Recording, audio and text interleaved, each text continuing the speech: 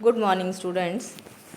I, Dr. Sunaina Khatri, your accounts teacher, assistant professor in ABST, Government PG College, Badmer. Today, we will continue our first chapter, that is meaning, importance, and definitions of statistics.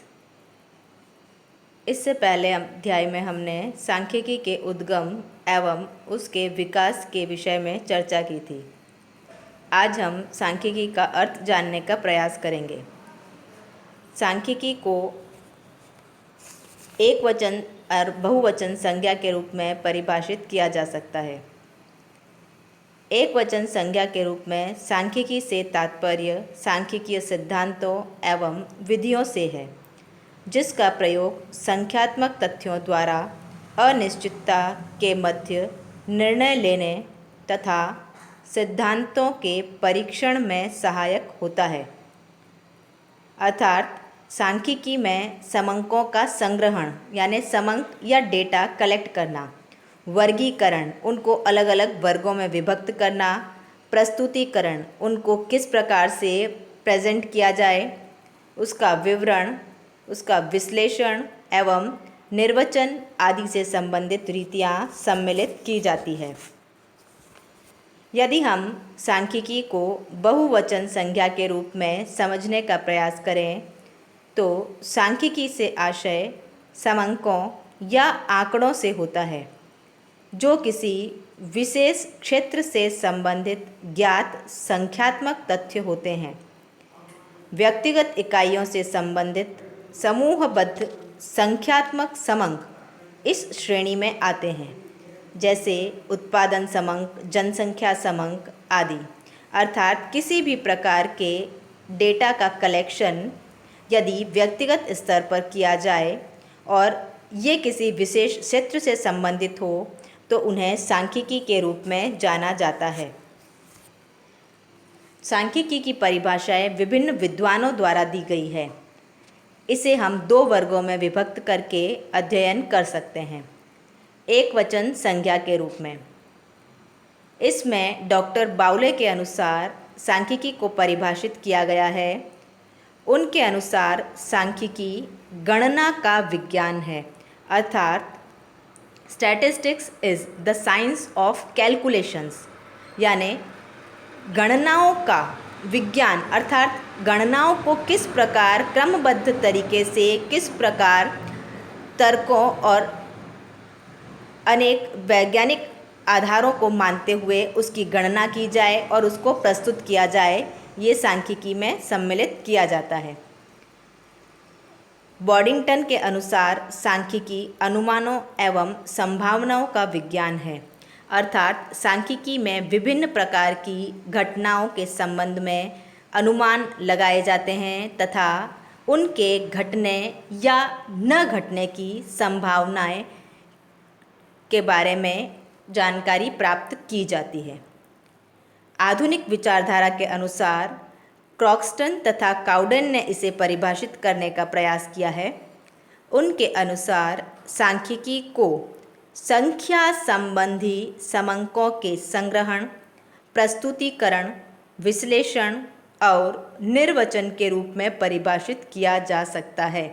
अर्थात statistics जो है संख्या संबंधी समंकों, अर्थात ऐसे अंक जिन्हें हम अंकों के रूप में संग्रहित कर सकते हैं, उन्हें टेबल के माध्यम से प्रस्तुत किया जा सकता है तथा उनका किसी उचित आधार पर विश्लेषण और निष्कर्ष निकाला जा सकता है, तो उसे सांख्यिकी माना जाता है।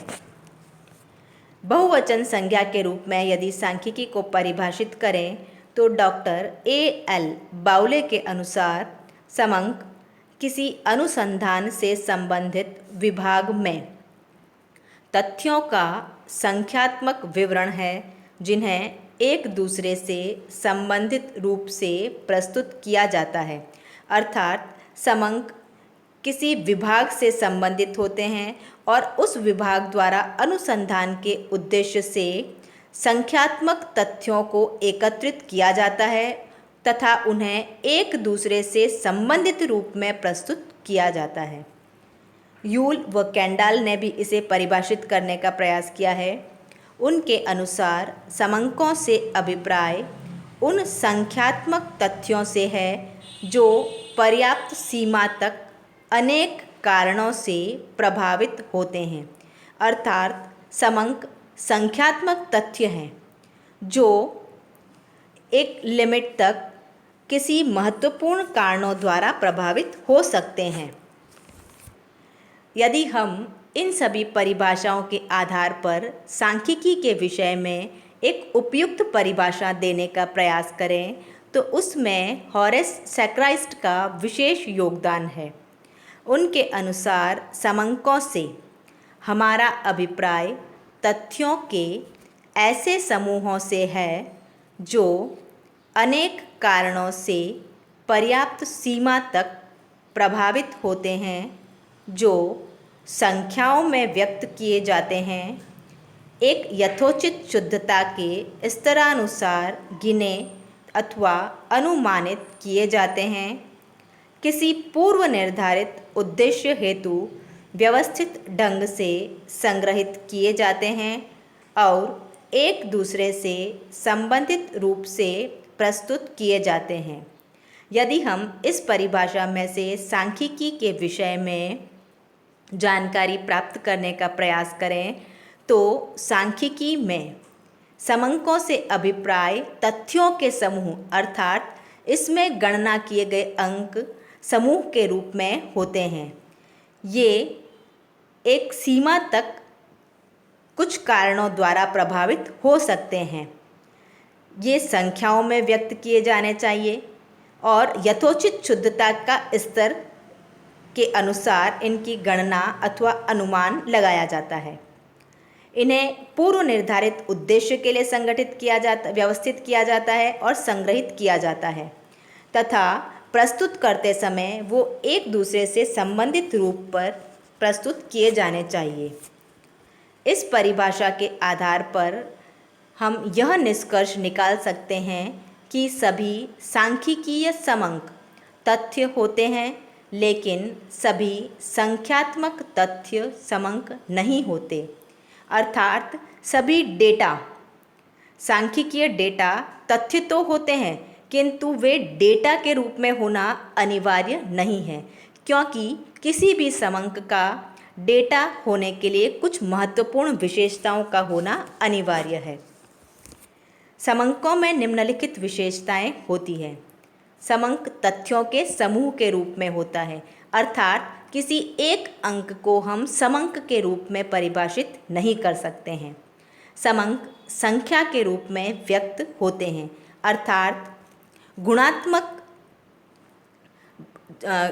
गुणात्मक बातों को समंकों में सम्मिलित नहीं किया जा सकता।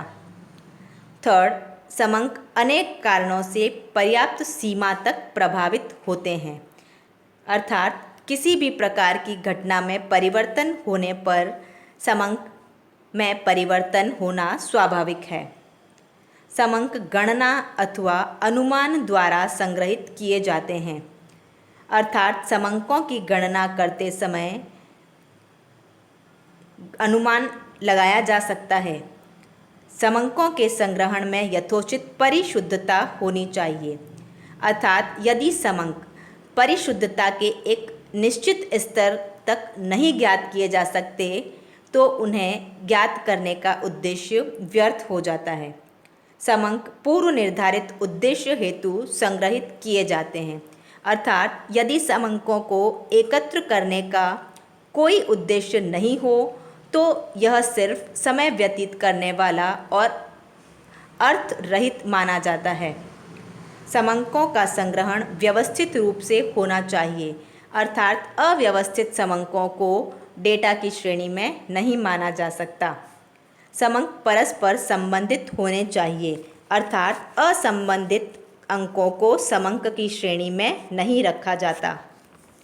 अतः यह स्पष्ट है कि मात्र वे संख्यात्मक तथ्य ही समंक कहलाते हैं जिनमें उपर्युक्त वर्णित सभी लक्षण विद्यमान हो।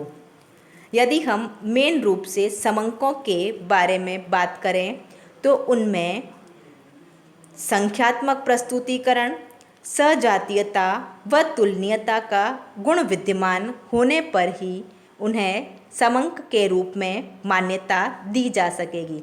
अर्थात यदि अंकों का संख्यात्मक रूप में प्रस्तुतिकरण संभव नहीं हो या अंक सजातीय अर्थात एक ही प्रकार के न हो अथवा तुलनीयता के योग्य नहीं हो तो उन्हें समंक नहीं माना जा सकता, वे केवल तथ्य के रूप में ही जाने जाते हैं। इसे एक उदाहरण व सारणी के माध्यम से समझा जा सकता है, जिसका अध्ययन हम अपने अगले वीडियो में करेंगे।